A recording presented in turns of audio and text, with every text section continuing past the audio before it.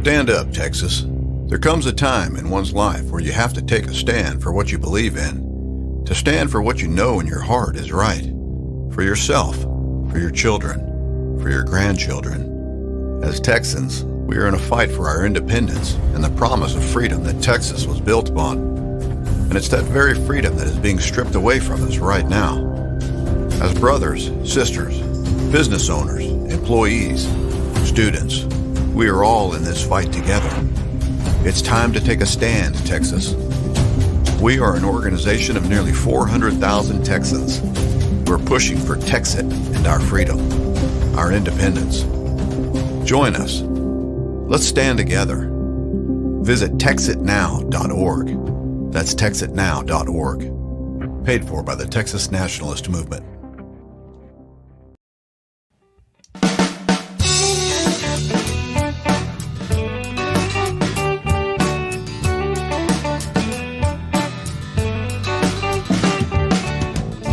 People in power, whether red or blue, they could not care less about Texas, me and you. They created this give me country that don't value hard work. For a Texan to survive, all we need are some seeds and dirt. Texan rise, don't you hear your call? Got to save your country, for it's long gone. Texan arise, don't you hear your call? Got to save your country, for it's long gone.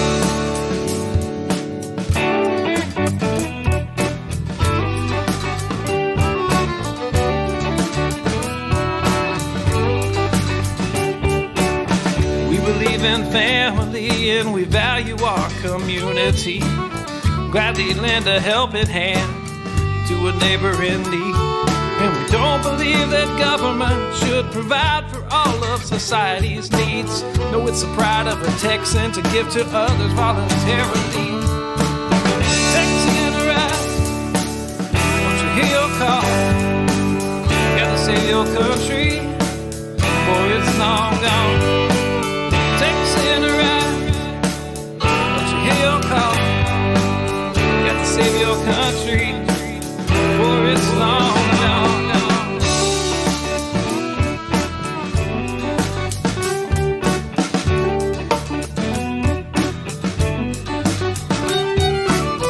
They like our tax dollars and they love our natural resources. They don't want to see us driving trucks, they'd rather see us riding horses. And now they want to ban our guns, you know, especially the ones that look scary. But may I remind you of the Gonzales Cannon and the Alamo heroes we buried. Texan arise, don't you hear your call? Got to save our country, for it's long gone. Texan arise, don't you hear your call? Got to save our country, for it's long gone.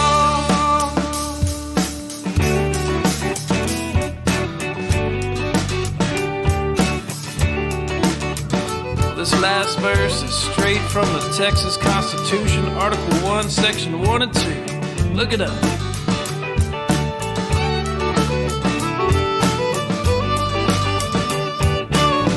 Texas is an independent state, yet presently we suffer. We no longer possess the right to locally self-govern. And now it's time as a people in which all political power is inherent.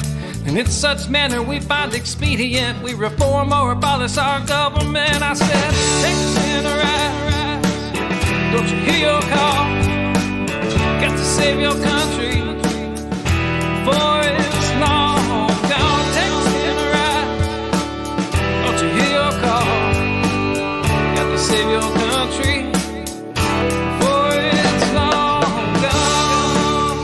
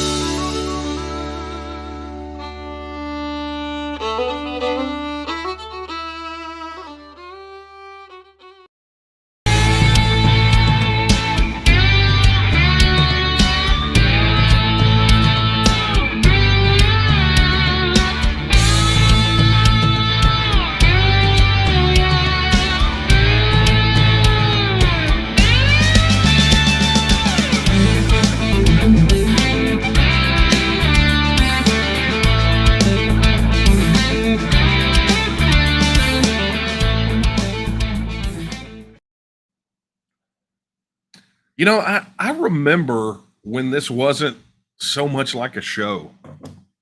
How many of you remember that when I would just fire up the camera on my phone in some random spot on social media and just rattle on for 30 minutes or so?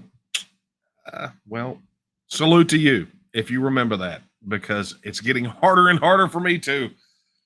Hey guys, it's that time again, right? The time when I take a break in the middle of the week, take a break from my work for the day, grab yet another cup of coffee, and spend a little time together with you, decompressing about what's happening on the TEXIT front, taking your questions, general banter.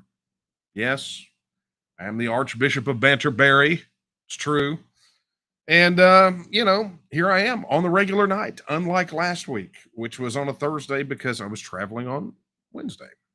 But here I am, and boy, oh boy, oh boy. I mean, look, even with the limited space between the last one and this one, there's so much to talk about. I mean, it's a good thing we're starting 30 minutes earlier than we used to, right? Now we're at 9, used to be at 9:30. Anyway, for those of you just joining, never been here before, I'm Daniel Miller, president of the Texas Nationalist Movement, and this is Late Night Coffee Talk. So hopefully you have your cup of coffee or the beverage of your choice, and we're going to spend the next hour or so together talking about all sorts of things related to Texas. It's happening. How many times have I said it? Anyone who says that TEXIT won't happen just needs to open their eyes and look around, because it's happening now. It's happening. And do I have some all kind of news to share on that front? Lots of things to talk about. Let's get some of the housekeeping out of the way. For those of you, first off, regardless of where you're watching, if you have an opportunity, be sure to like it, share it, spread the word. Let's pile folks on this thing. Additionally, if you're watching on either of the YouTube channels, chat is active and your chat is populating over here on the side of the screen. Kara's in the other room watching for questions. She's going to be dropping them in there, and I will get to the questions as I can. So be sure to drop your questions in there. And look, here's the thing: if it does not end in a question mark, it's not a question. So it's just saying.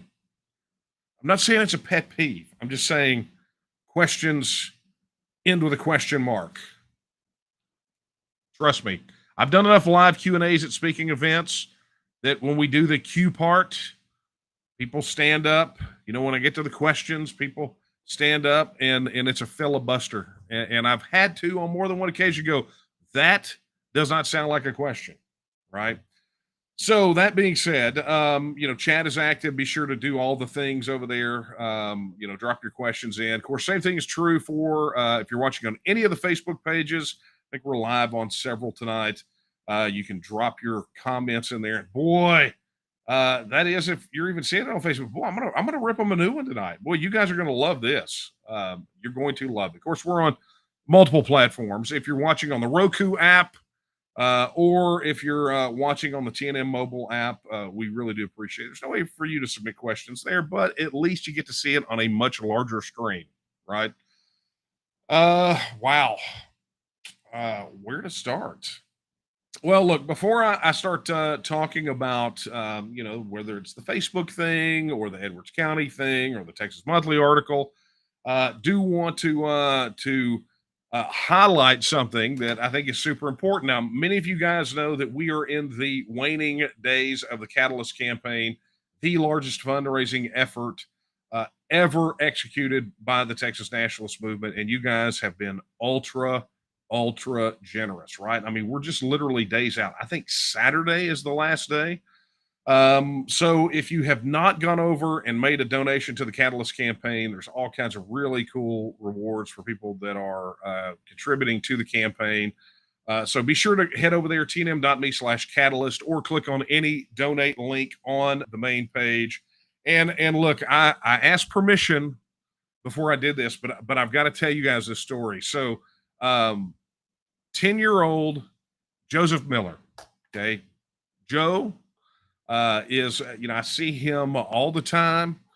His mother is one of the officers in the organization, and every time I see Cheryl, I'm like, hey, where's Joe? Right? Joe is the coolest 10-year-old you'll ever meet. Joe saved up his own money and went to his mother and said that he wanted to contribute to the organization and made a donation for the Catalyst campaign. 10 years old. So, Joe, if you're watching tonight, buddy, you are definitely one of my favorite people on the planet. And thank you very, very much for making your contribution to the campaign. It means so much. And we're doing this for you. We're trying to build a future that is worthy of you and your generation. And we're fighting like crazy to make it happen. So, Joe, thank you very much. 10 years old. 10. It's amazing to me. It is amazing to me.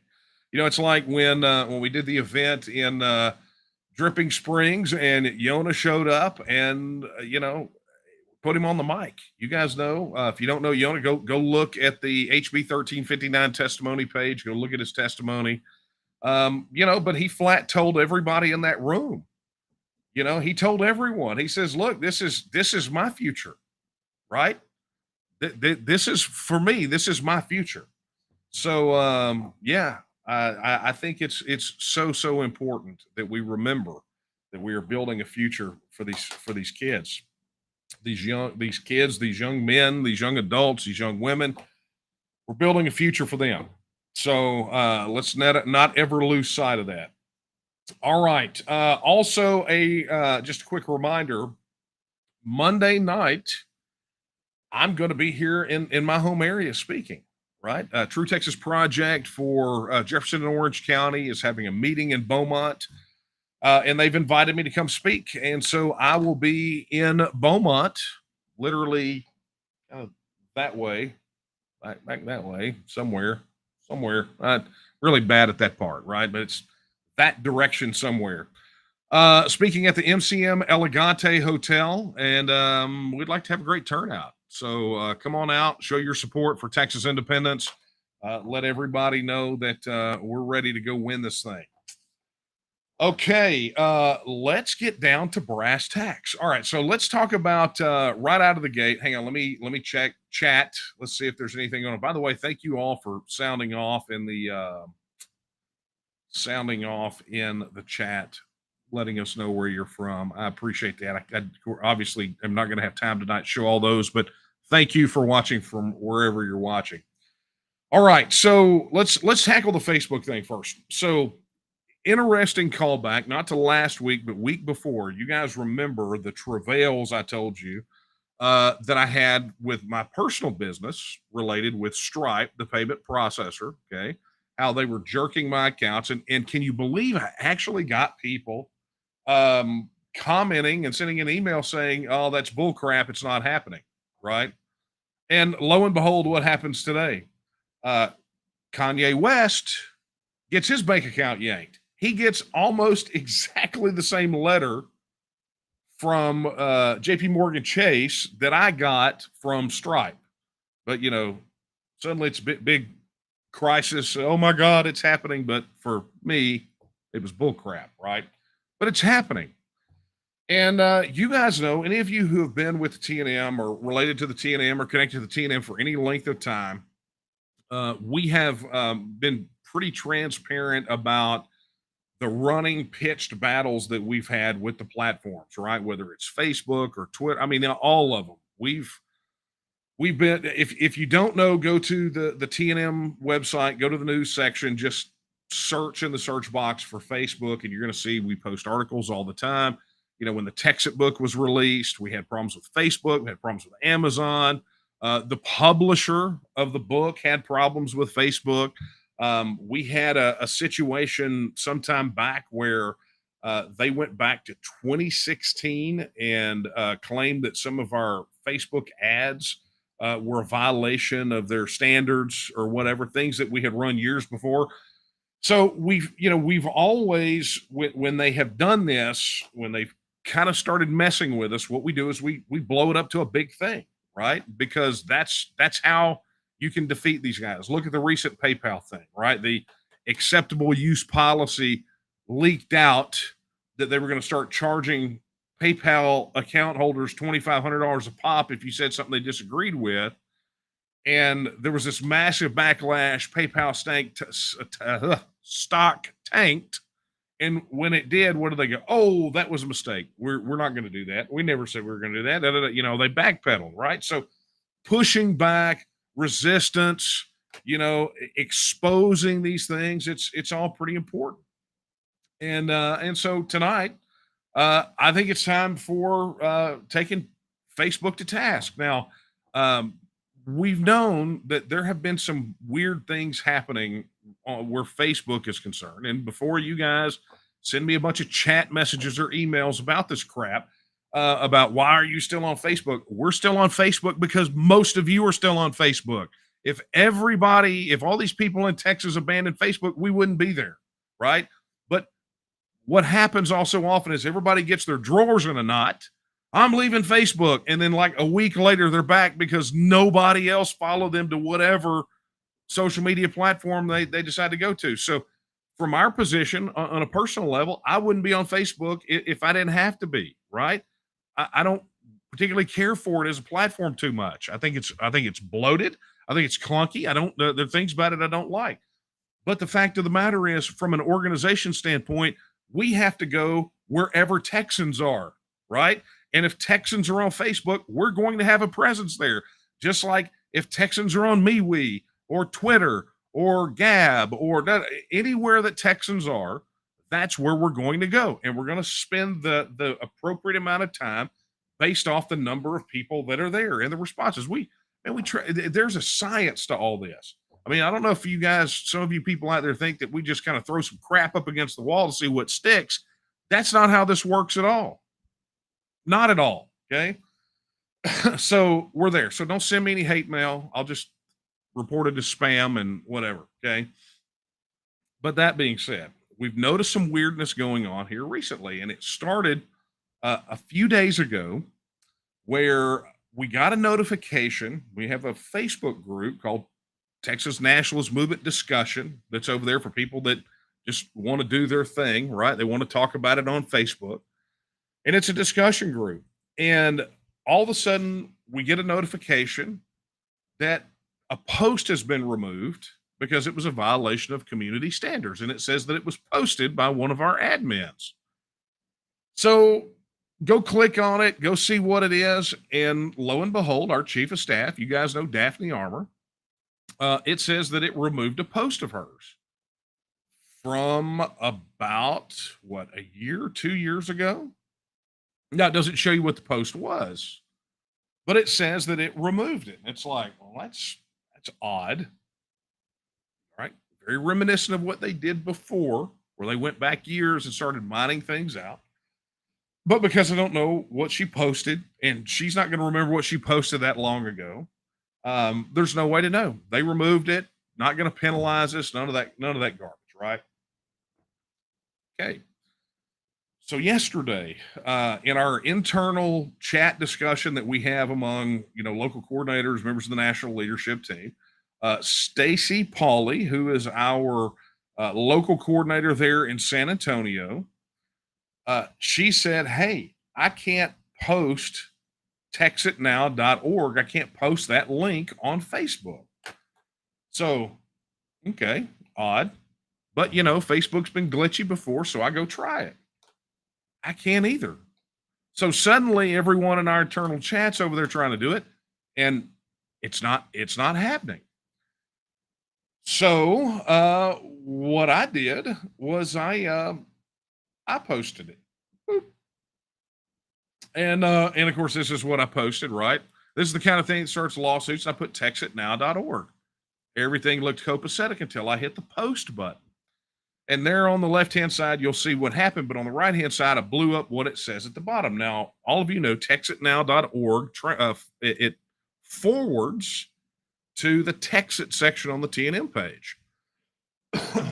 So the message was, your post couldn't be shared because this link goes against our community standards. Now, we could, I guess, have a big laugh about the fact that Facebook says that they have community standards, right? I mean, there's kind of a ha-ha there.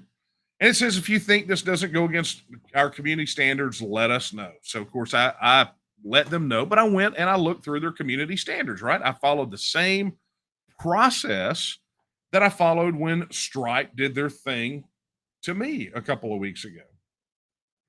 Look through.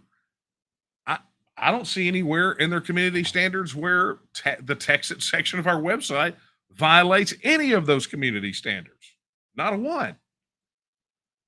So, you're left guessing. And of course, in my message, I asked and all that sort of thing. And there is a thing we're working through, and we'll talk about that here in a second. But that being said, they leave you wondering, okay, well, which one of these community standards is it? Well, I didn't have to wait long. You see, they didn't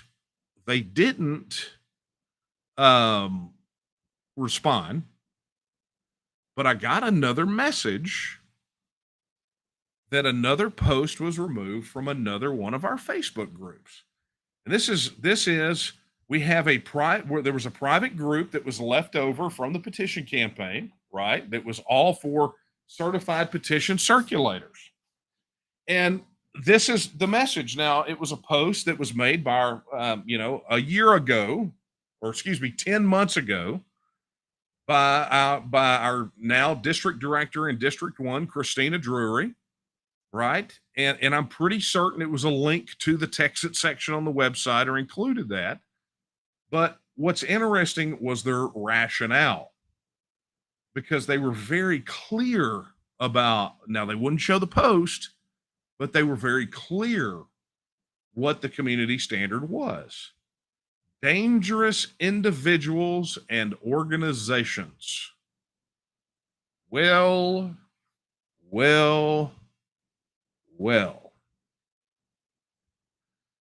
So what we have now is Facebook claiming that we are dangerous individuals or a dangerous organization.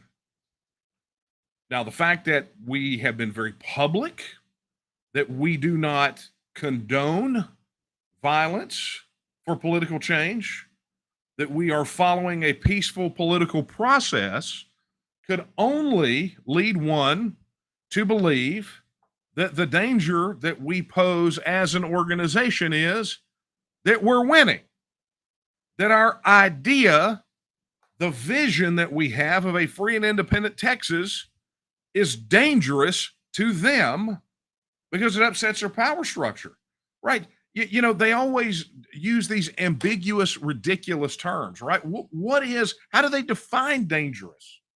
We don't advocate for violence, right? We don't applaud it. We just put our nose to the grindstone, keep the main thing, get the people of Texas a vote on Texas independence, and then help them understand what the benefits are, and then maintain our hold on 66% of likely voters and probably increase that number. That's our job. That's what we do. But somehow that's dangerous. So if you're still on Facebook, go try it out. Go make a post. Put texitnow.org in the post. And, see what happens. See if you get it. I mean, they're catching enough grief now. Who knows? Maybe they've backed off in the last couple of hours. But I tested it 2 hours ago, and it's still there. But I want to share two things with you about where this goes from here. Because frankly, I've been waiting for this, right? They've been super careful about being overt in what they do to us. Because every time they do something kind of sideways, surreptitious, we dump hell on these guys, okay? And they relent. Every single solitary time they relent. And so I've been waiting for them to do something overt, because effectively what they have done is they have slandered you, they've slandered the TNM, they've slandered me. And if anybody thinks we're going to put up with it, you need to think again. So we've already contacted legal counsel. It is our intention to pursue legal action on this matter in accordance with Texas' brand new law on internet censorship, but we're also going after them for slander, because we are not going to accept being classified in the same category as freaking ISIS or Al Qaeda, because they don't like what we're saying. Not going to put up with it. We're out there doing what other political advocacy organizations are doing. That's what we're doing, and we're not going to put up with it. So we are absolutely 100% going to proceed or pursue legal action on this, because we are not going to put up with it. I've been waiting for this. I have been waiting for them to be overt, because I am willing to take them to the paint, not just for me, but for you. Just like we didn't put up with it when Travis Clardy referred to us as cowards, I'm not going to put up with it when Mark Zuckerberg and that pack of neo-Marxists, those Orwellian morons over there at Facebook or any of these other places, label us in the same category as ISIS and Al Qaeda and slap tape over our mouth. I'm not going to put up with it. And I don't think you should either. And no, I'm not advocating for you to go shut your Facebook account down. That's exactly what they want. That's exactly what they want. They want you, they want to make it so difficult for you that they run you off. And you know what? I ain't going anywhere. You know, that's just not it. They want to make it so difficult, but you know what? I will stay there to prove a point. You want to go, that's your business. But I'll stay there to prove a point, and I will ride this puppy all the way to the house until one of us is going to break. It will be me or it'll be Facebook. One of us is going to break. And I'll give you a spoiler alert. It won't be me. It will not be me. I don't care how much money they got. Sometimes it's the principle of the matter. And I will not be slandered. I will not allow you to be slandered, and I will not allow the TNM to be slandered. That will never happen. So there you go. So there is the Facebook saga. So that is the one thing is the legal action that we're going to pursue. But the second thing is I want you to inundate them. I want you to absolutely inundate them, because I think there's an opportunity here for all of us, not just as the TNM, but all of us individually, because while they're slandering the organization and they're muzzling the organization, or at least trying to prevent people from being exposed to the idea, they're actually harming you under the new law against social media censorship here in Texas. So what happens if all of a sudden there are 430,000 Texans that turn around and sue them? What does that look like? What does that look like? Well, let's find out. That'll be fun, won't it? So here's what you do. Go try to make your post. And by the way, I just got a message. Screenshots are already coming in from people doing just that. Go try to make your post just like mine looked like, right? Go try to make your post. And if you get the message that pops up, screenshot it and send it to us. You've got the email address. You'll see it there at the bottom. It's coffeetalk@thetnm.org. And make sure your name and everything's visible, because that's how we're going to be able to get in touch with you, right? We're going to make a thing of this. So just it's time. Let's go do this. Can't put up with it, right? All right. Let me check chat, see if there's any questions related to this. And there are not. So nice. So let's move right along. Yeah, man, I'm tell you that this deal with these social media guys. It's always such. There is this silent war that the silent war that just happens. I mean, we have to deal with this kind of garbage almost on a daily basis, and generally they relent, but sometimes they don't. Right? All right, so let's get down to the other big news that broke today. Right? We really, I mean, it's been an eventful few days. Right? The other news that broke, which I thought was really phenomenal, was the passage of a resolution in Edwards County calling for a TEXIT vote. Right? I mean, who saw that coming? What a phenomenal bit of news, right? So if you have not heard, um, let's pull this bad boy up real quick. There it is. If you have not heard, Edwards County here in Texas. I mean, it would be weird if some other county called for it, wouldn't it? Right? I have to specify that because I will. Somebody will send a message and go, "Where's Edwards County?" Right? But it's wonderful. Edwards County, you see right there, tucked in the corner. Their commissioners court got together and submitted a resolution. They put a resolution before the commissioners court and passed it. And what it calls for, and they go into some phenomenal language here. Let's see if I can blow this up for you guys so you can see.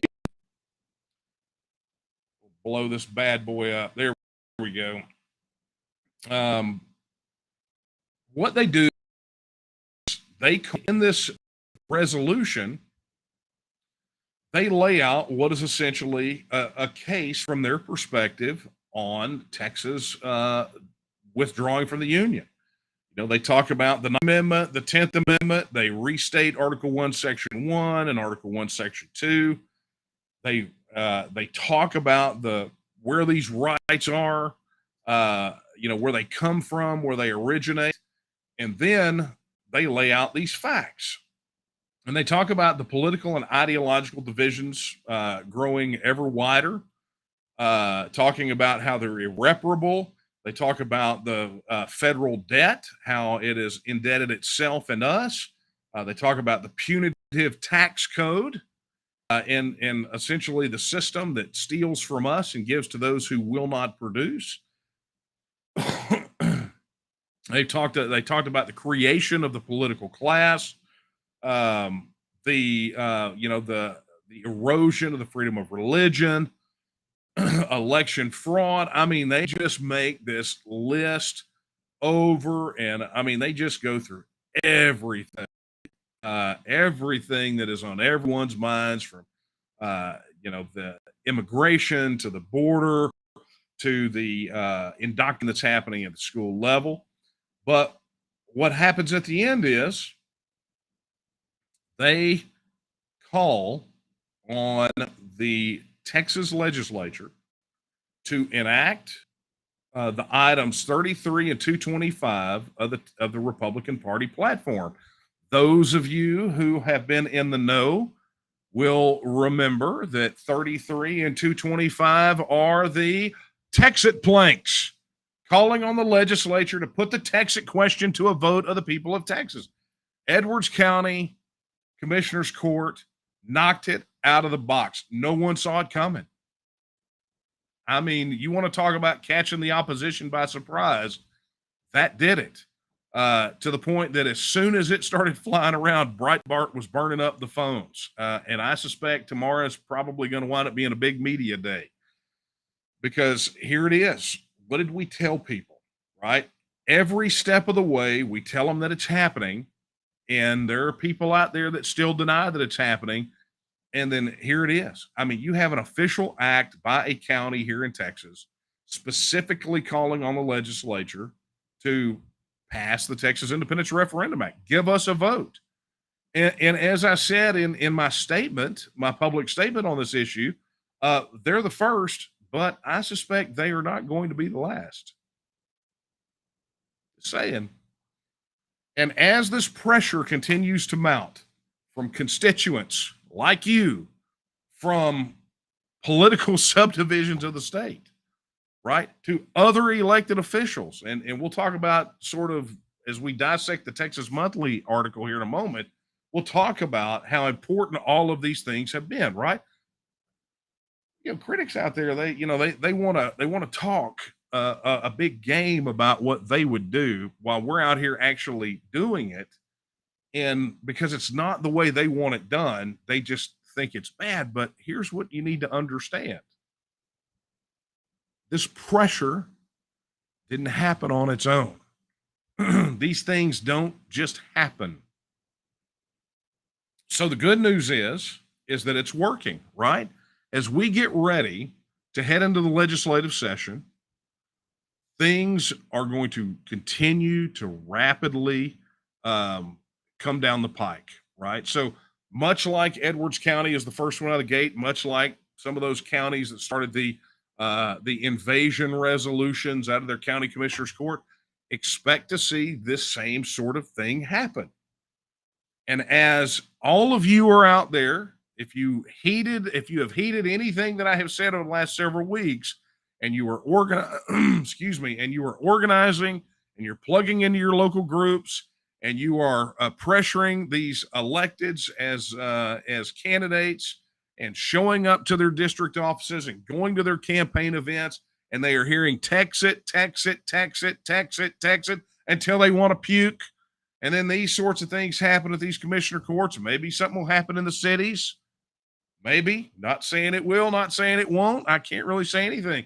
And then as we go past the general election into pre-filing, and we will get someone to file the legislation, and some people will come. I mean, we just keep the pressure up, and not turning up in tens or hundreds, but thousands, to show these people we mean business, to show them that we want this thing to happen. That much like these guys said here in Edwards County, just put it to a vote. What's your problem? This is exciting. Yeah, I'm not trying to sugarcoat it. This is exciting stuff. And I think we all should be excited. I think we all should be. But excitement is no substitute for action. That excitement should lead us to further and greater action, and increase the demands on the people in our network to participate as well. That's what needs to happen. Everyone needs to play a part. Okay. All right. So you can find out more information about what happened there in Edwards County on the TNM website. You can go over there. There's an article about it. The full text of the resolution is embedded over there. I'm not going to read it all out because that would be boring. You can read, right? So head over there to the article, read the thing. You're going to love it. It's phenomenal. And I think that other counties should use that as an example, use it as a model. Okay. All right. Moving right along. Let me check chat one more time. Oh, wow. Okay, here we go. All right. Yeah, so let's take this one. So John wants to know, can you explain the resolution today from the email that went out? I just did. So John, glad we could get that. And it's an expression, a statement of intent, right? So these resolutions, there's no effect to them other than it puts additional political pressure. It puts political pressure, and that's what you have to do. You have to continue to ramp up the pressure. Okay, so this one also is from John. John says, do you think the coming Republican wave will dissuade legislators or voters from considering TEXIT, at least in the near future? You have to assume that it's going to be a Republican wave, okay? And it may be here in Texas, and it may or may not be in other places, but no, I don't think it's going to dissuade. I think legislators will utilize it as an excuse to, some of them to say, oh, we need to wait, we need to fit. You got to nip that crap in the bud, right? You got to just put the kibosh on that, because they say that every time. I want you to understand that we heard that same garbage back in 2016, the same thing, the very same argument, and yet here we are, right? The place that we are didn't just happen since 2020. Right? I don't know that anyone can honestly say that they believe that we're in the mess that we're in solely because of what happened since Biden got into office. Nobody, I don't know that anyone with any sincerity or more than two brain cells to rub together could believe that in any shape, form, or fashion. Now, granted, what's happened since then may have pushed some people to the point of supporting TEXIT, but let's not pretend that so many of these things didn't exist prior to 2020. Okay, let's just all be honest about this. So if that is indeed the case, we've seen time and time again where an alleged Republican wave was a bit of a dribble, and it doesn't help us out. It doesn't help us out in the least. You had 4 years of a Republican wave. Now you got what you got now. And in those 4 years, none of this stuff got better, right? Might have had a temporary reprieve, but it literally took one election to undo all of it and put it back on the path to globalism and neo-Marxism, and to the point where they're, just openly trying to destroy us now. So, no, I don't think it will. We grew in those years between 2016 and 2020 as well. So, there's numbers in history to show that. All right. So here's this question. Before we get to Texas Monthly article, E. Wood says, is TEXIT going to be on the ballot this November? Nope. That's not how it works.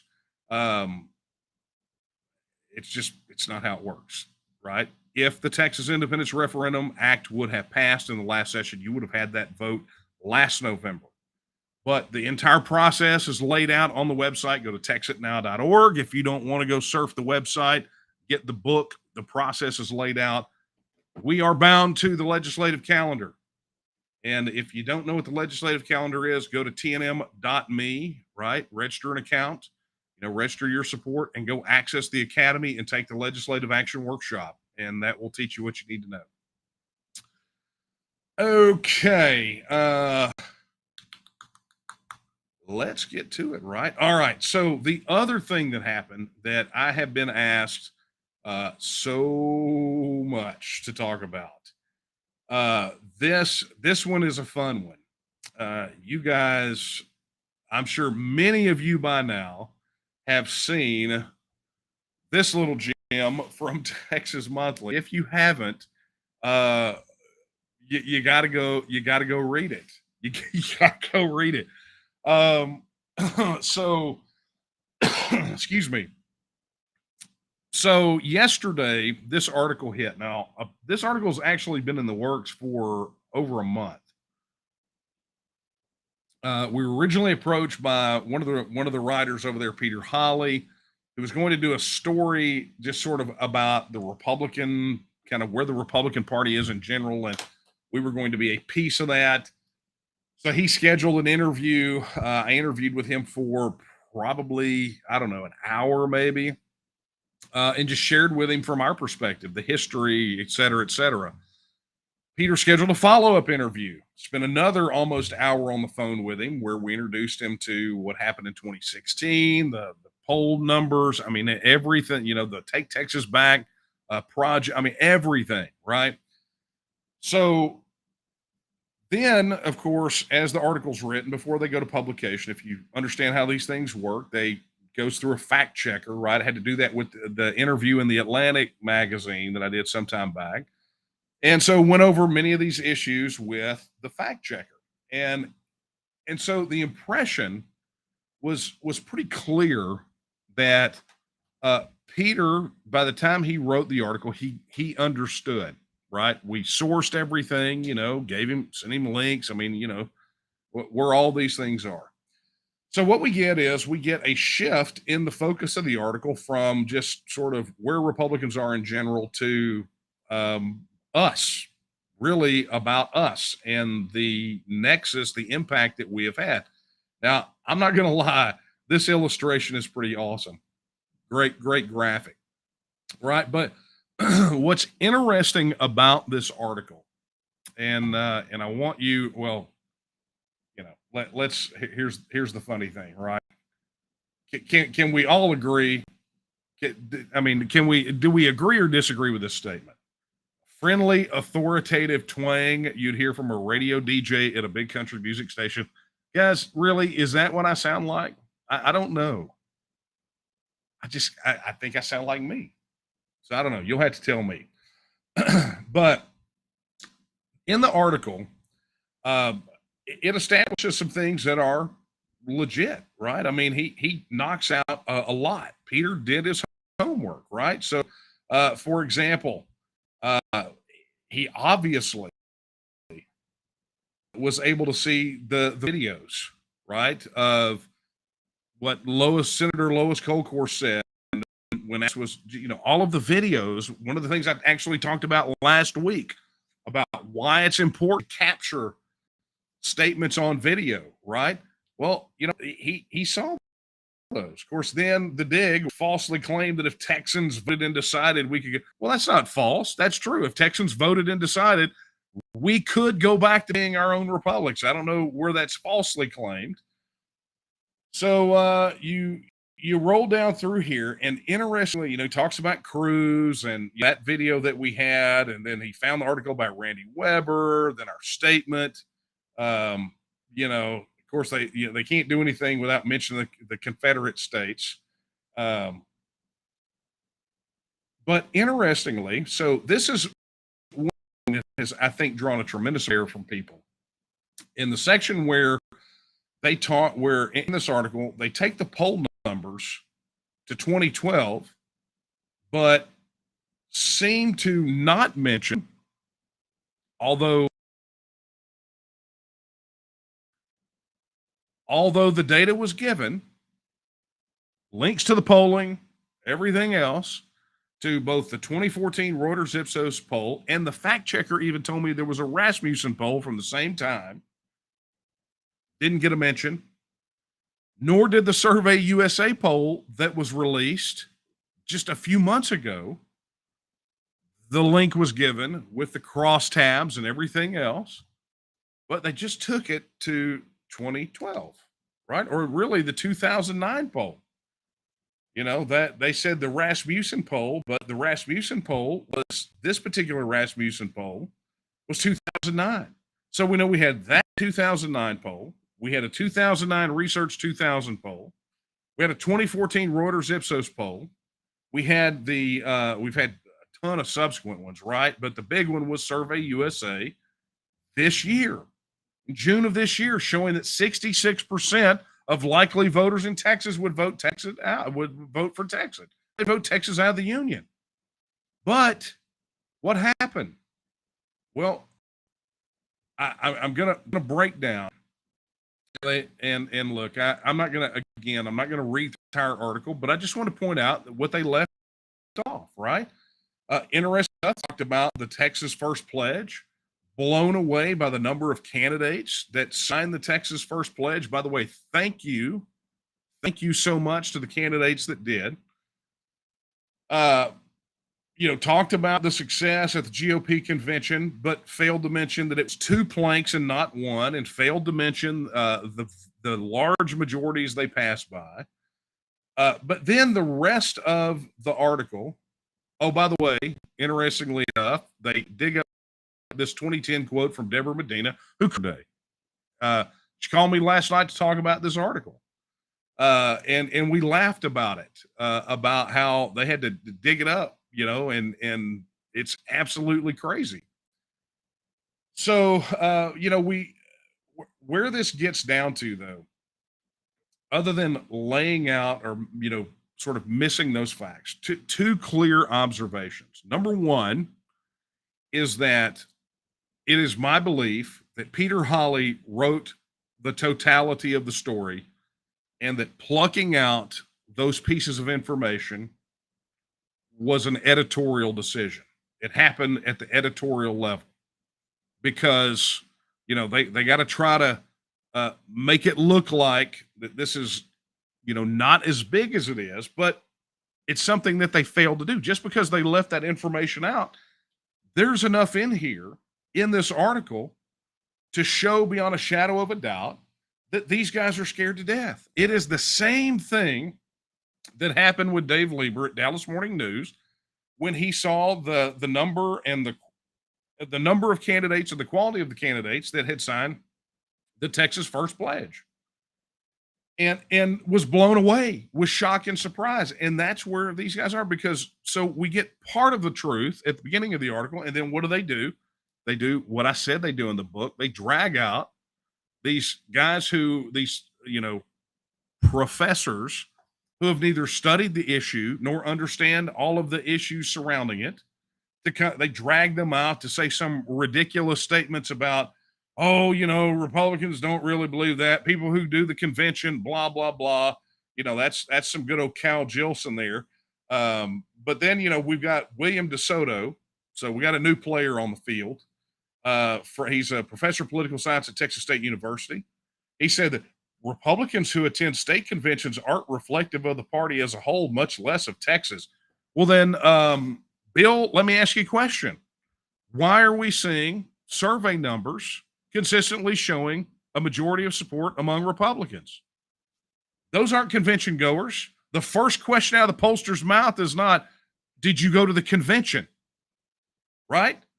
They just want to know your partisan affiliation, which is why we got the numbers that we got. And then why no mention of the fact that the Survey USA poll showed a majority of Democrat voters and a majority of independent voters? See, they don't study the issue, and they drag these guys out to comment on this thing, right? And then you want to talk about the other egregious part that I've seen the most anger from our people is this one. This quote: if Texas were to secede, shutting off the fire hose of federal dollars pouring into the state, the new nation's leaders would face a series of daunting budgetary dilemmas. Did we have this conversation already, friends? Haven't we already had this conversation? What this tells you is they, again, don't know what they're talking about. Now, granted, they go into Texas versus White, but did they talk about Jacobson v. Massachusetts? No, they want to talk about Texas v. White. And they've got history professors talking about this thing, right? Or political science professors, and they're trying to spew out constitutional law. But these were all things that I talked to Peter about when he was interviewing me for the article. Jilson, Texas has it backwards. It's not us doing a referendum. It's the other 49 states that would agree or not agree to let us leave. No, that's not what it says. That's not what it says at all. And then we got Jim Henson. No, not of Muppets fame, but director of the Texas Politics Project at the University of Texas. Says, secessionist sentiments often include a racial overtone that shouldn't be ignored. See, they got to drop everything they possibly can to try to dog on us, right? So, they talk about the federal dollars, and we've talked about that time and time again. And the bottom line is they don't understand the math, and the math is clear. We overpay $103 to $160 billion annually into the federal system. That's the way that it works. And that's the way that it will continue to work and probably increase until we get out of this thing. They want to talk about, well, what are you going to do with those federal dollars? Well, I'm going to live a lot happier because that money will stay in my pocket and be spent here in Texas according to our priorities. But say they leave those things out. And those are conversations we had. So I believe that a large degree of what happened here was probably editorial decisions on the part of Texas Monthly. And you know what? Here's the big bombshell, guys. If that's all they've got, if literally that's all they got, we got this bad boy in the bag. This article that I showed you on the screen, this article in Texas Monthly, if it was ever intended to be a hit piece, it backfired amazingly, because we have received nothing but positive feedback about it from people that are glad to find out we exist. And I am watching our people go out there and utilize this article to shoot down the naysayers, to absolutely grind them into powder. Because much like Deborah said on the phone last night, they now know, the opposition, the political establishment knows that we're here, we're not going away, and our momentum is absolutely incredible. Otherwise, this thing never would have seen the light of day. Much like that video that's been circulating around from the infographic show, right, with all of that misinformation about TEXIT. So they're coming. I've said it. Project Fear's coming. You better be ready. And if this is it, guys, this is going to be phenomenal. I mean, every bit of this can be shot down. Everything they have said as a negative can absolutely be destroyed, and has. I mean, we've literally spent now decades preparing for this battle, and it's here, and we are going to win. So, don't, if you had any doubts about what's going on with that Texas Monthly article and whether it was a good thing or bad thing, they're nervous, and the fact that they're nervous is good news for us. So, relish the attack. And I wouldn't even say this is an attack. I'm not even going to go that far. At least they spelled our name right. And they, in a muted way, sounded out to people that, holy crap, the T&M is everywhere. That was the takeaways. So good on them. All right, so let me get over here. Let's take a look at questions. Okay, let's go to email. Okay, here's some email. I can't put the email ones on the screen. So let's go look at this. Oh, man, you guys pounded me on questions. Okay, this one is from Joshua. Joshua says, oh, this is a personal one. Joshua says, I was watching TV and saw an episode of Modern Marvels from 2000 about computer video games. At the end of the episode, a man named Daniel Miller was credited with helping out with the episode. Even though this is a common name, I wondered if this was you, since I believe you would have been an IT consultant at the time. It was not me. Daniel Miller is a very, very common name. The man who designed the Texas State Quarter shares the same name. The longtime music producer, who notably his work was with Depeche Mode, a lot of others, but his name is Daniel Miller. You cannot believe how many times I get tagged on social media, people thinking that I'm him, which is funny. All right.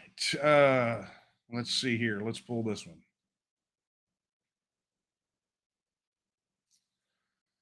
Okay. Excuse me.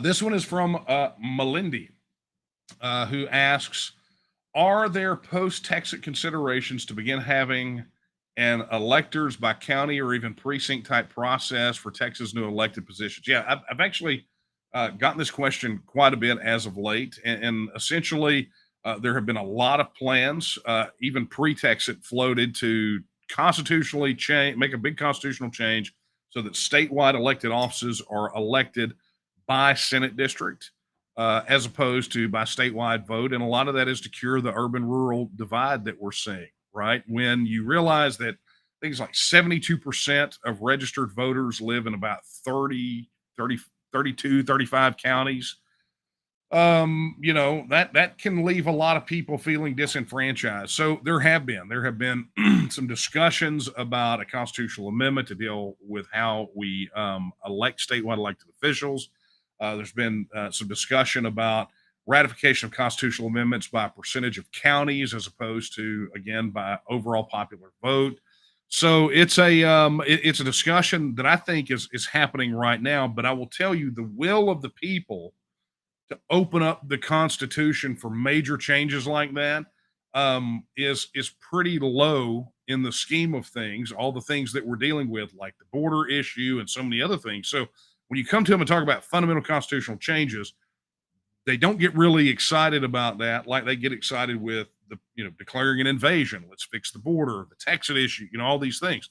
But understand, TEXIT actually makes that conversation happen, because the first thing that happens post TEXIT vote, the first of the four kind of stages, is constitutional issues, right? We've got constitutional issues related to becoming a self-governing independent nation that must be addressed post-vote. And because those must be addressed post-vote, that is the time likely that conversation about that issue will bear the most fruit. So bear that in mind. Oh, thank you guys for sending your screenshots in. Awesome. Seeing lots of those. Okay, John asked, in a previous coffee talk, you mentioned you'd find out whether Dan Patrick actually donated the $10 to CalExit. He did not. As a matter of fact, give me just 1 second, and I will show you. I have the video live on me, like in the deck. We find out that he did not make the what we got was a message directly from Marcus Ruiz Evans, who is the leader of the CalExit movement over there. Let's see if we can get this up here and played for you guys.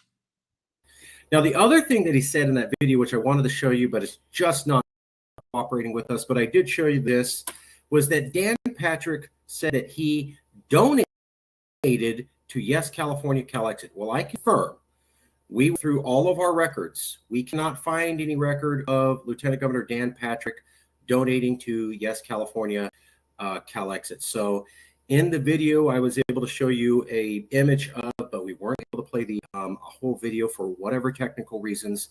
You can see the video exists.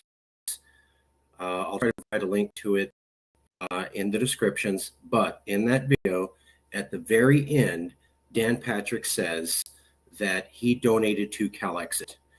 We looked through all of our records and we can't find anything from Dan Patrick.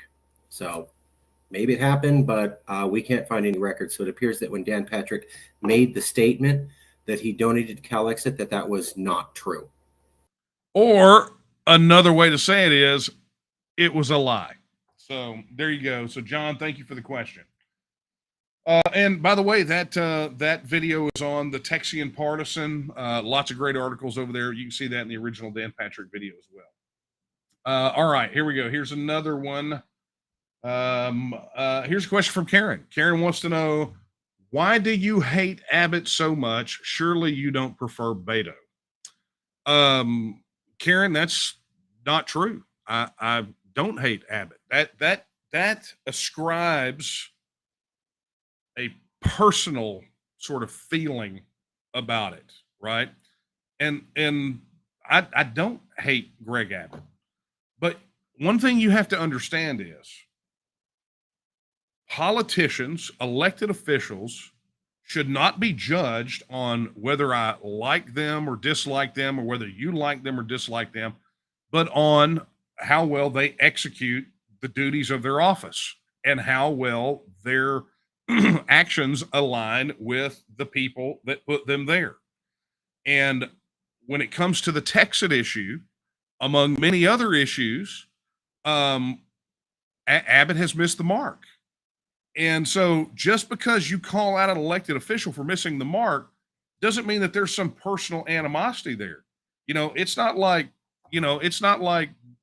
Greg Abbott didn't send me a Christmas card or some garbage like that, or call me a nasty name. Not that would bother me either. But it really is about measuring these elected officials up to a standard and calling them out when they fail to meet that standard. Because isn't that really what this system is supposed to be? Aren't we supposed to have representatives that represent us? And when I see time and time again, a majority of Republican voters and a majority of Texas voters want certain things to happen, and those people don't execute, they don't follow the Constitution, right? They deprive us of fundamental constitutional rights. they're going to get called out. And I don't care who it upsets, right? But the bottom line is we need more people behaving that way and looking at it that way. If I had an employee in my business that continually failed to do what they were hired to do, they would be gone. And I would say something to them about it. Well, those people work for us. I'm not some diesel sniffing groupie who believes that, these politicians and elected officials are rock stars. I believe they're employees. And the sooner we begin to treat them that way, and I'm not saying be, disrespectful or anything, but what I'm saying is, I'm saying the sooner we treat them as people that are there to represent us and meet a standard, the better off we will all be. We are in this mess because there has been a lack of accountability, because these politicians get treated like dadgum rock stars. And I get it. The vote that we have by and large is a popularity contest, right? But it's not supposed to be a popularity contest, right? This is not American Idol. This is not The Voice. This is not America's Got Talent. This is our constitutional republic we're talking about. And we deserve the very best. We deserve people that will hit the mark, that will faithfully execute the duties of their office, that will fight to protect our fundamental rights. We deserve it. So please don't ascribe some personal feeling about this with Abbott. I've been very clear about where I am with Abbott. And if I feel that Abbott has missed the mark, don't mistake that as somehow I'm on the Beto bandwagon, because that's an even greater lie, right? That's not even true. I think Beto O'Rourke is the worst. He's literally the worst. But this is not the way that it is. All right. So, let's see here. We got another question here that came in via email.